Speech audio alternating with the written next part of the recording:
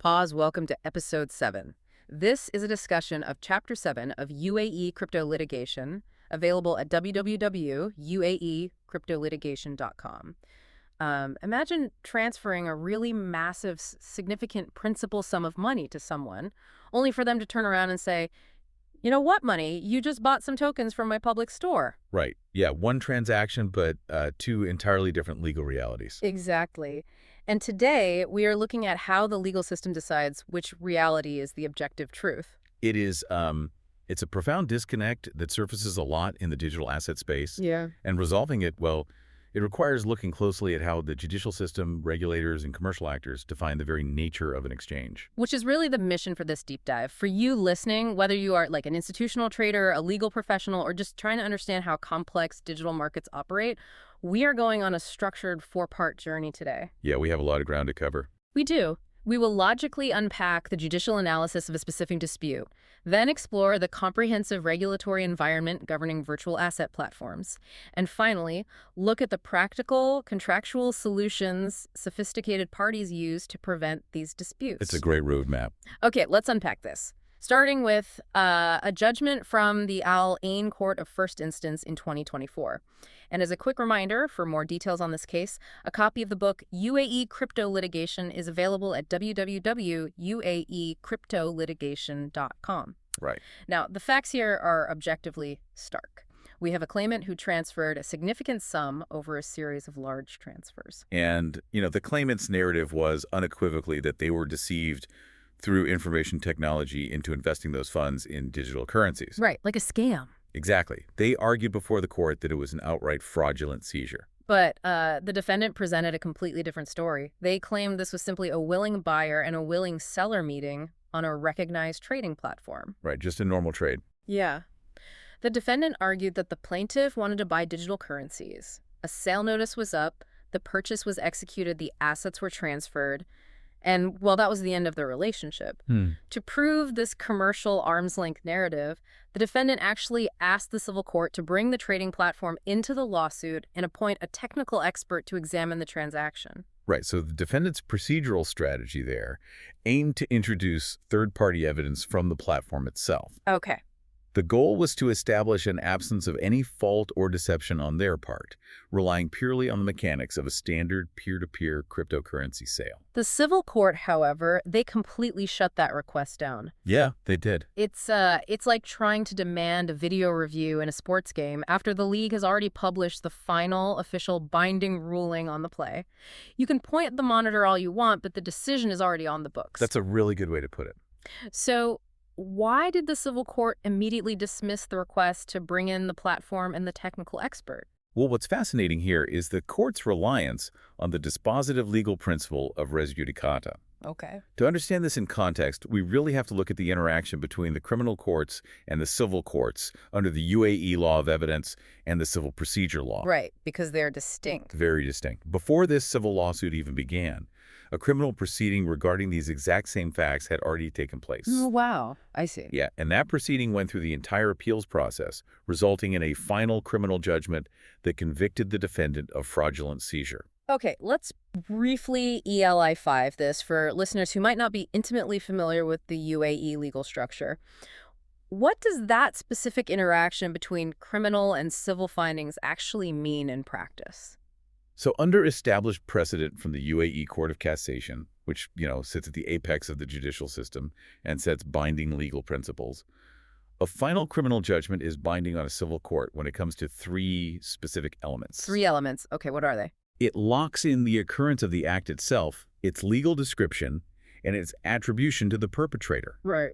Because the criminal verdict definitively established that the act was a fraudulent seizure committed by the defendant, well, the civil court was legally precluded from reopening that factual investigation. So the civil judge's hands are tied by design. I mean, the criminal justice system has already defined reality for this dispute. Yeah, right. But I can imagine a defense attorney asking why they couldn't just, bring in their technical expert just in case. Well, allowing that would undermine the structural integrity and consistency of the entire judicial system. The framework simply does not permit a criminal court to determine an act as a fraudulent seizure, while a civil court simultaneously rules it was a valid, faultless commercial contract. Yeah, that would be chaotic. It would. The civil court explicitly stated that the defendant's aim, which was proving an absence of fault, directly contradicted the unassailable findings of the final criminal judgment. The civil court's role is not to second-guess those factual findings. Right, it's moving on to the next step. Exactly. Its role is strictly to determine the appropriate remedy under the civil transactions law based on the established reality. That structural consistency makes perfect sense. So once the fraud is legally cemented by the criminal verdict, how does the civil court approach making the claimant whole? So the court awarded a comprehensive remedy based on delictual liability. Wait, before we move on, what exactly is delictual liability? Is that just a formal term for tort law, or does it mean something specific here? Yeah, it is the civil law equivalent of tort liability. In the context of the UAE civil transactions law, it means that any harm caused to another obliges the perpetrator to guarantee the damage. Okay. It is a fundamental principle holding that an unlawful act causing injury requires the actor to provide compensation. In this judgment, the court first ordered the restitution of the entire principal sum. So the money that was unlawfully taken just has to be returned. Right. Following that, it objectively awarded additional compensatory damages covering two distinct categories. The first was material harm, which was identified as the loss of investment opportunity. Because the claimant was deprived of utilizing their own funds for a substantial period. Exactly. And the second category, The second was moral harm. moral harm. Now, that is a concept listeners might find incredibly interesting in the context of a financial dispute. What does that historically cover in UAE law? Well, it covers the emotional, psychological, or reputational toll resulting from the unlawful act. The judiciary has broad, independent authority to assess these damages based on the evidence in the case file. Oh, interesting. Yeah, and in this instance, the court specifically cited the state of fear, grief, and regret experienced by the claimant due to the fraudulent act. Wow, okay. So the court awarded a specific compensatory sum designed to address both the economic deprivation and the emotional impact of the defendant's actions. So if the regulators are building these mature frameworks, why are these disputes still ending up in the Al Ain court? I mean, if we temporarily step into the defendant's narrative that this was just a simple platform trade, how does the UAE's current regulatory regime for virtual asset service providers, or VASPs, actually view a scenario like this? Well, the federal legislation from the Securities and Commodities Authority, the SEA, and the Central Bank of the UAE, the CBUAE, creates a very comprehensive framework. Okay. The objective of this regime is to establish layered preventative controls that make executing a fraudulent scheme within a compliant VASP systemically impossible. Systemically impossible. Yes. It is not merely about penalizing bad actors after the fact. The system mandates transparency and traceability at every single operational step. Okay, I hear you saying regulators make fraud systemically impossible, but let's be real. People listening to this, you know that scams happen in the broader crypto space every single day. Oh, absolutely. So are these regulated platforms actually stopping fraud in real time, or is this just legal theory? Where are the actual mechanisms? The mechanisms are deeply embedded in the operational requirements of a licensed entity. Let's look at the financial promotion rules, for example. Sure. If an entity or individual is inducing an investment, they are providing a financial recommendation subject to strict conduct of business rules, including the SCA's financial influencer regulations. Right. A licensed entity must clearly disclose their identity and registration number immediately. Furthermore, the regulations mandate a strict demarcation between objective facts, statistics, and personal opinion. So they can't just hype something up. Exactly. A licensed entity cannot conflate speculation with factual analysis, and there is an explicit prohibition against disseminating any misleading information. But how does a platform physically prevent funds from disappearing? If a bad actor manages to get someone to click buy, what stops the funds from just, vanishing into the blockchain ether? This is where the stringent platform gatekeeping and custody rules activate. Regulated platform operators have a profound duty to ensure market integrity. Okay. They must conduct rigorous due diligence before listing any digital asset, assessing the transparency of the underlying technology, the governance protocols, and specifically evaluating the anti-money laundering risks as detailed in the SCA's Virtual Asset Suitability Annex. So they're essentially filtering out shady assets before they ever reach the consumer's dashboard. But what about the custody of the funds themselves? Custody rules are non-negotiable. Custodians must systematically safeguard the cryptographic keys of the virtual assets.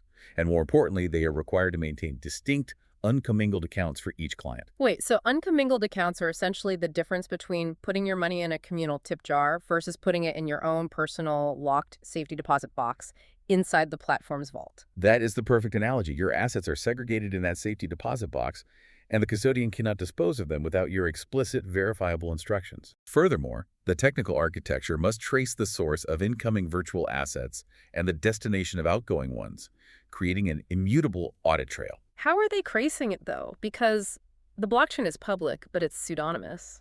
They utilize advanced forensic chain analysis software. They aren't just looking at the name on an account, they are mapping the exact lineage of a wallet's past transactions across the ledger before they ever let it connect to their platform. Oh, wow. Yeah.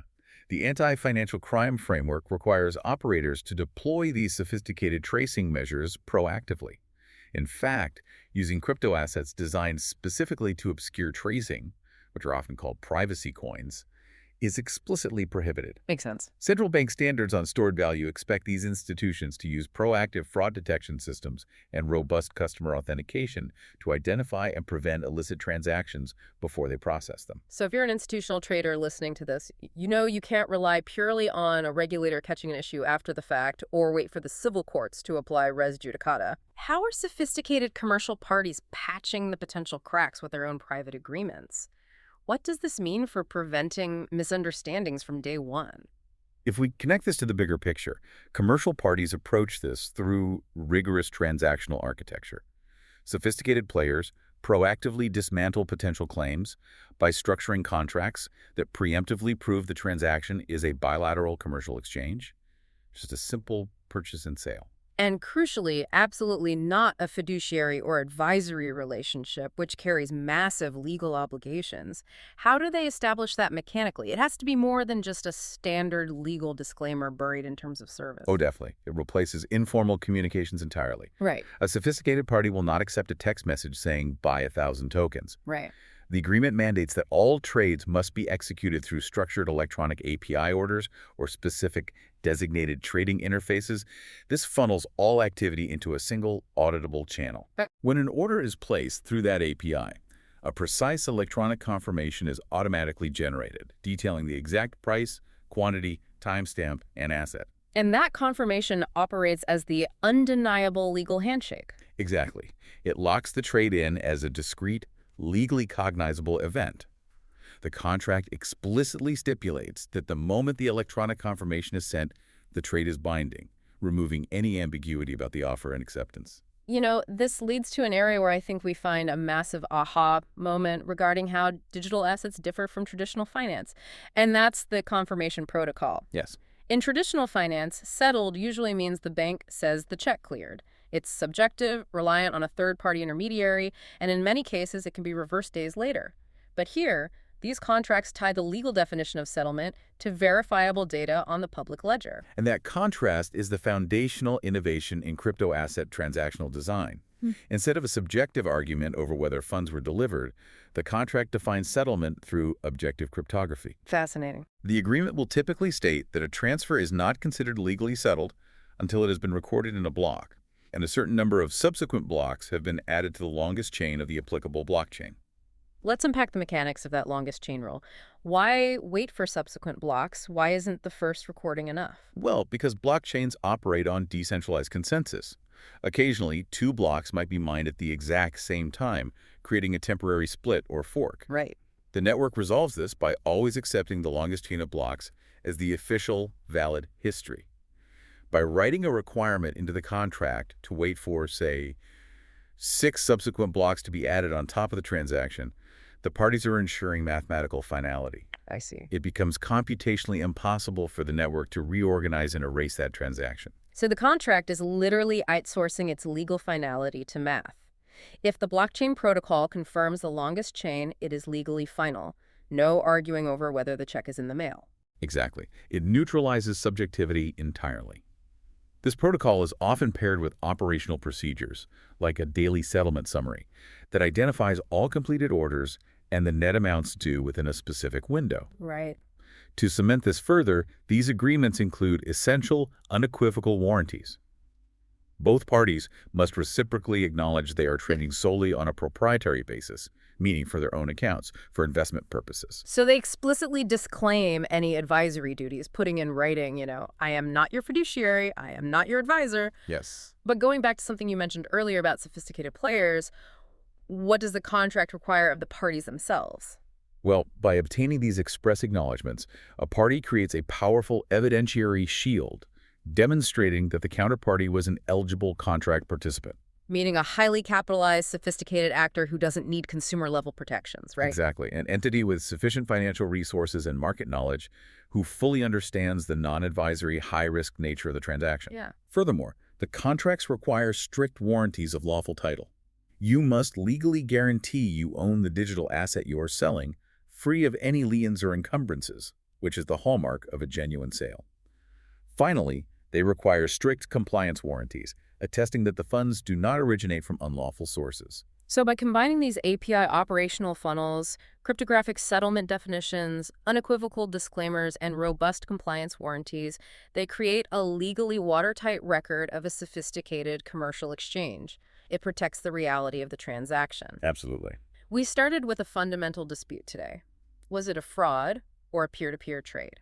We saw how the Al Ain court utilized a prior final criminal conviction to establish civil liability, applying the UAE's specific principles of res judicata so firmly that it precluded any further debate, allowing the civil court to focus purely on restitution and compensation for material and moral harm. We then explored how UAE federal regulations from the SCA and CBUAE create systemic technical barriers, like mandatory chain analysis tracing and strict uncommingled custody rules designed to keep bad actors out of compliant platforms. Right. And finally, we examined how commercial actors patch any remaining vulnerabilities by translating those concepts into private contracts, utilizing structured API orders and mathematical blockchain definitions to secure objective finality. It makes you realize that whether you are a judge evaluating evidence, a regulator building a compliance framework, or an institutional trader drafting an agreement, the ultimate goal is exactly the same: securing an undeniable, objective truth in a complex digital world. The Al Ain court's judgment demonstrates the dispositive power of a final criminal conviction in a subsequent civil claim involving crypto assets. By establishing fraud as a matter of settled fact, the criminal verdict precluded any debate over the transaction's commercial nature, leaving the civil court to focus solely on the remedy. The case provides a clear example of a fraudulent scheme as legally and judicially determined. However, not all misrepresentations meet the high threshold for criminal fraud. A crucial distinction exists between aggressive sales tactics, or mere puffery, and materially deceptive acts that constitute a criminal offense. Yeah, it makes perfect sense. The Abu Dhabi Court of Cassation provides a definitive clarification on this point, establishing a high bar for what constitutes criminal fraud in the context of crypto asset investments, and thereby refining the legal characterization of such schemes. Which brings us perfectly to the legal problem we will explore in Chapter 8. That brings us to the end of our discussion on Chapter 7. This chapter's structure is the standard methodology used throughout the book. Authored by Mahmoud Abu Wasil and drawing on analysis from over 100 judgments, UAE Crypto Litigation serves as an indispensable resource for those in the digital asset industry. To read the full analysis for this chapter and to explore the complete 7-part life cycle of a commercial dispute covered in the book, please visit www.uaecryptolitigation.com. The discussion in this podcast is for educational and informational purposes only, and does not constitute professional advice or any other professional relationship. Please consult with a qualified professional for advice tailored to your specific situation.